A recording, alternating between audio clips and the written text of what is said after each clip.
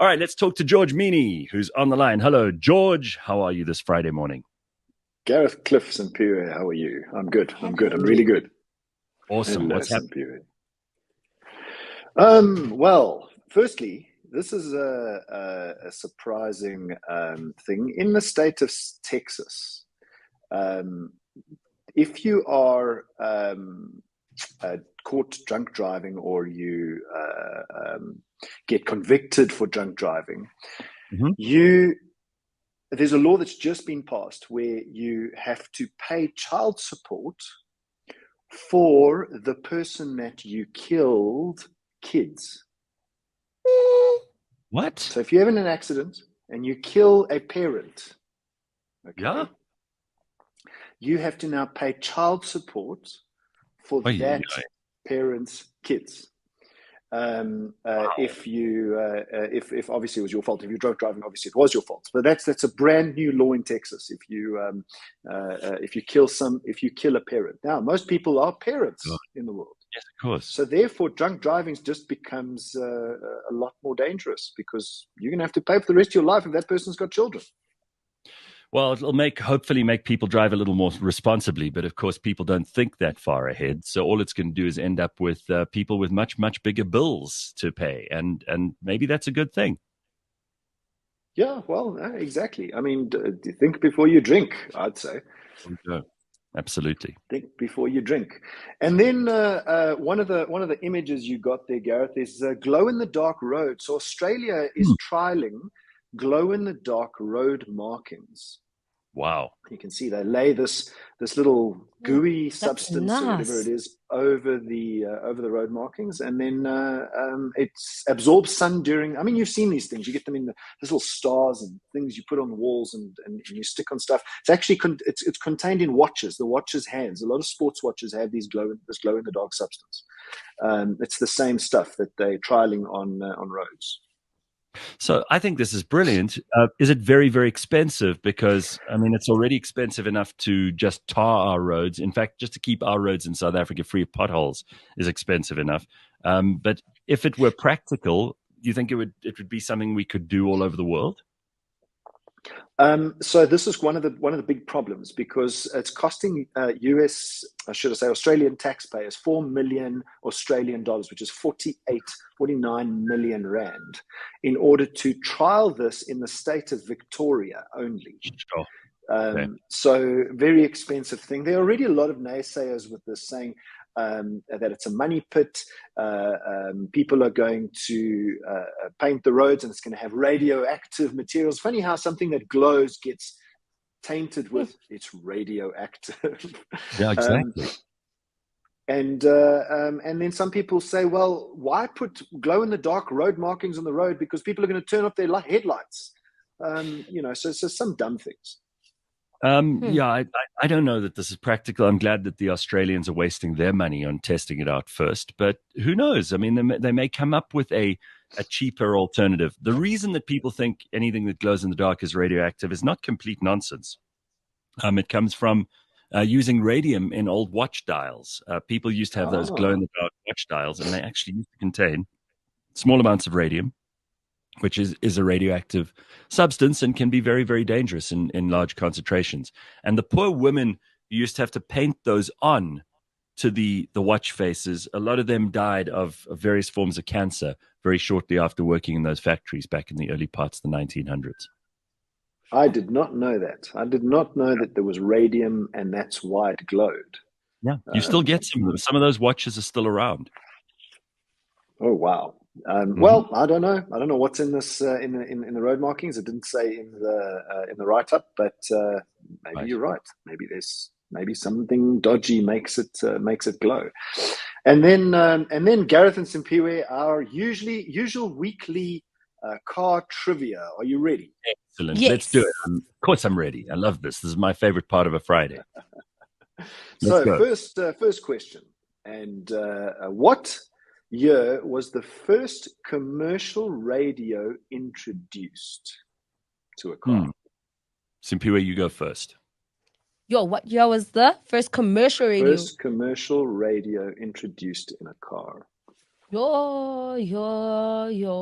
I would go with something. Maybe 90. No, I think somewhere in the 80s. I would go somewhere in the 80s. So 1980 something, like No 82. way too late. I'd say 1930s. Yeah, spot on. Exactly 1930. 1930, the first commercial radio was introduced to a car. Garrett's got 1 point. Thank you. Woo! I love winning. Okay, go on. Okay. What is the smallest car ever made? Now, Gareth, you have a picture of it, so this is going to be Simpiwe's one. Yes. What was the smallest car ever made? I don't think you're going to get this, Simpiwe, but let's see. The smallest, well, I mean, like I know a Beetle's quite small, so I don't know if it gets.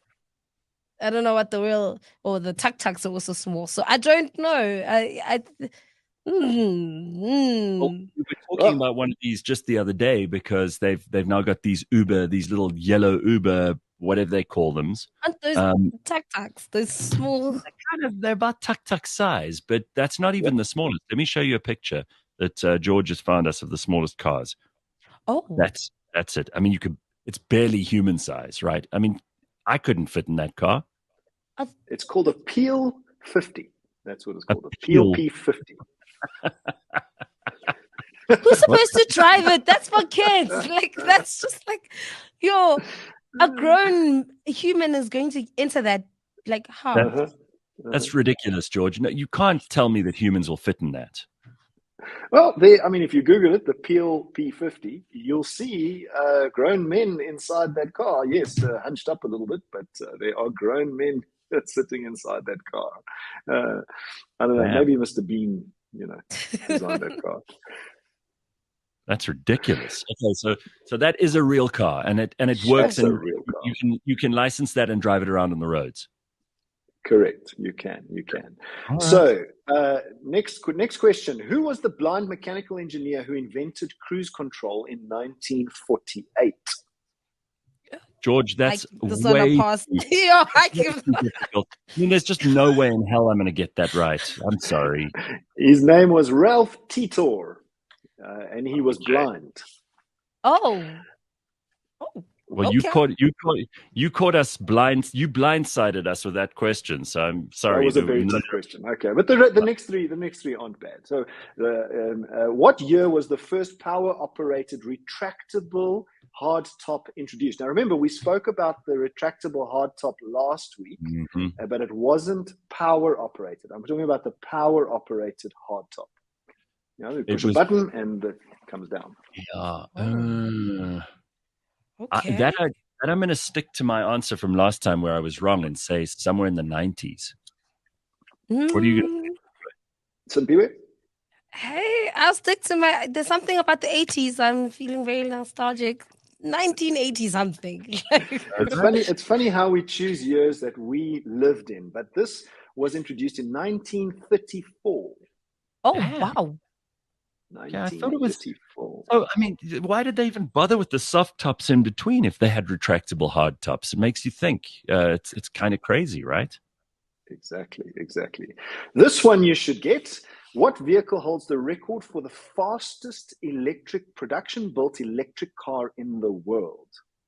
Fastest production-built electric. Isn't it Tesla? Yeah, I'm thinking it's a Tesla too. I'm going to say somewhere in 2015, 2016, somewhere around there. The Tesla Roadster 2020 model. Okay. Yeah. All right. Sorry, you asked for the car. I was still thinking of years. Sorry. But there we go. No, you're right. 2020. 2020 is the year. 2020. Okay. And technically, Simpiwe can get that point just for saying the Tesla, but she didn't give exactly the model. Very good. Model in the year 2020. The Tesla Roadster in 2020. And then very finally, how long does it take? This is an interesting question. How long does it take an airbag to inflate during a crash? It should be quite fast, like 0.2 seconds. It should be very fast, right? I know they use something called sodium amide to make it happen, and it's meant to be faster than anything else because it's like 2.5 seconds. 40 milliseconds. Jeez, that's quick. Yuck. Wow. That's That's bound to be quicker than most human reactions, or is that not right? I'm pretty sure it is. I'm pretty sure it's quicker than human thought. Extraordinary. Wow, what sure a thing. Human thought. All right, George, and that's it for Friday.